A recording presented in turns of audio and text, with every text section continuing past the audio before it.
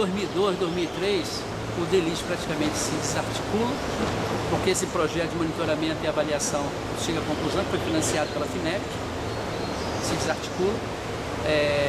2004, nós discutindo a questão da violência no local, devido a uma abordagem policial junto com agentes comunitários de saúde, querendo pegar delas o mapeamento delas, o cadastro de famílias, saber o que é aquilo, no momento até que teve um empurrão, a agente comunitária cai, e aí nós realizamos uma reunião com um subsecretário da Segurança Pública, na Escola Nacional de Saúde Pública, a partir do Centro de Saúde, escola, né? E aí discutimos possibilidade de reduzir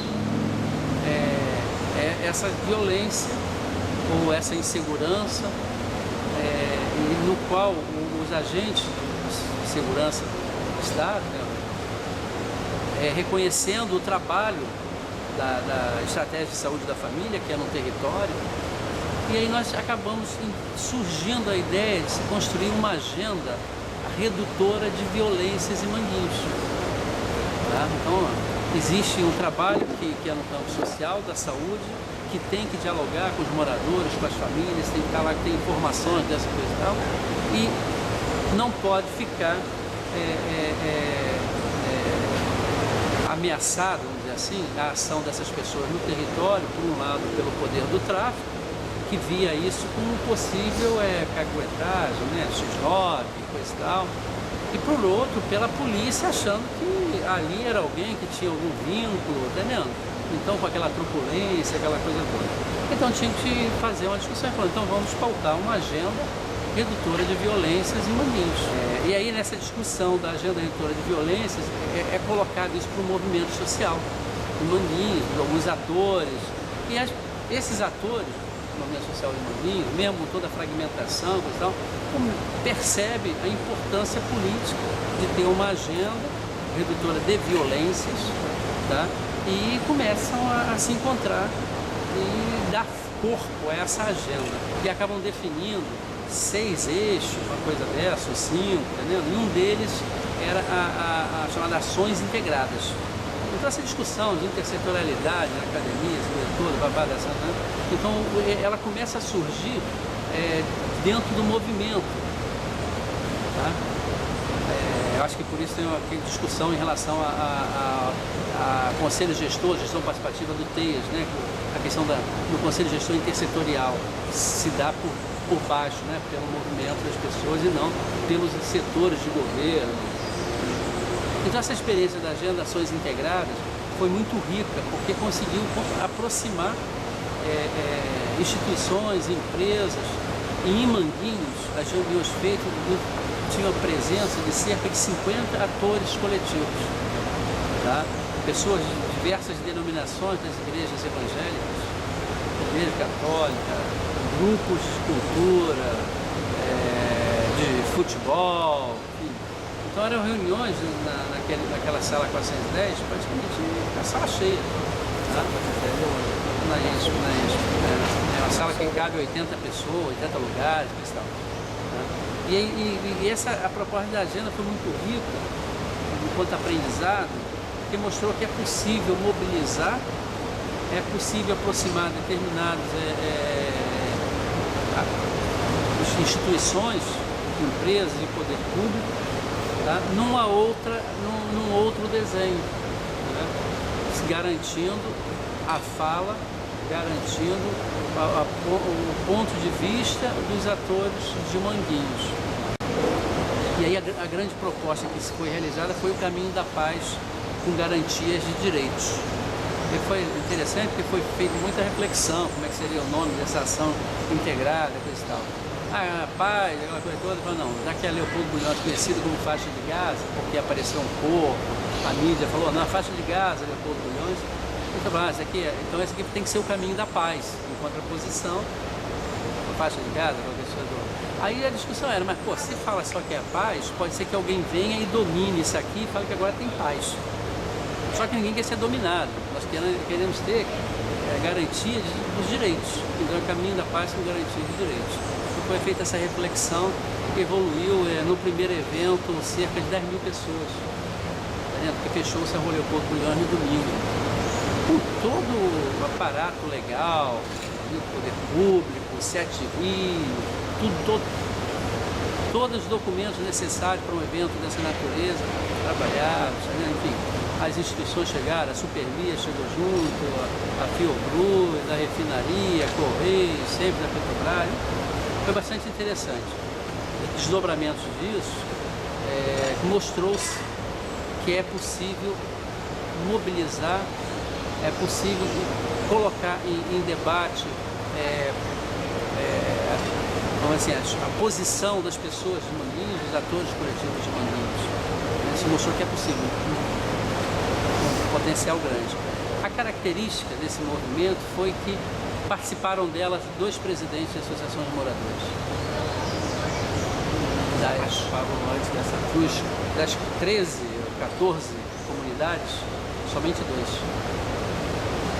Entenda? Então, quer dizer, o que nós estamos falando é que existe um potencial nesse território de Manguinhos, como acho que outros semelhantes a esse, dos atores coletivos, aqueles informais, ou os chamados formais, ou juridicamente constituídos, ou não juridicamente constituídos, mas que fazem a vida social, a vida em Manguinhos existir. Então, essa foi a grande demonstração.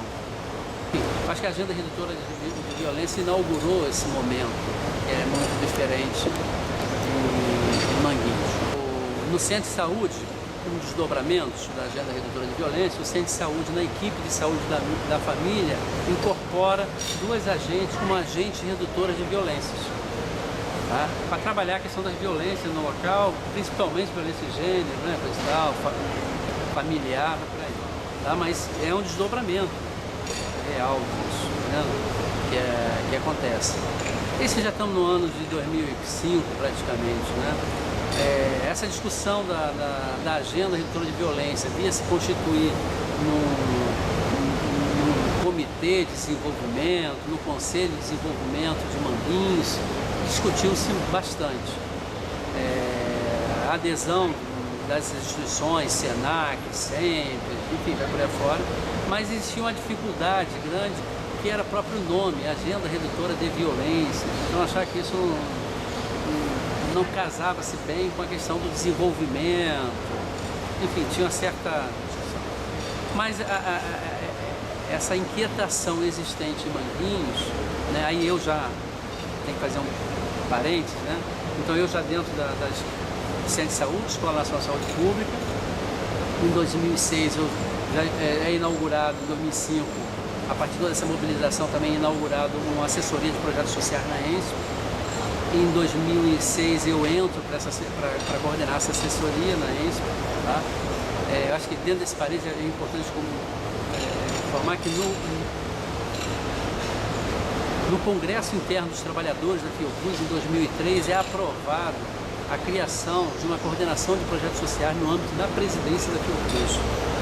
Tá? Então a coordenação de projetos sociais, que hoje é a cooperação social na presidência, ela foi aprovada no Congresso dos Trabalhadores da Fiocruz. Acho que isso parece importante. Tá? E aí eu na coordenação dos projetos sociais da ENSP, nós começamos em 2006 a estimular debates a respeito da questão das vulnerabilidades ambientais, Manguinhos, Maré, tentando manter essa articulação a partir da agenda redutora.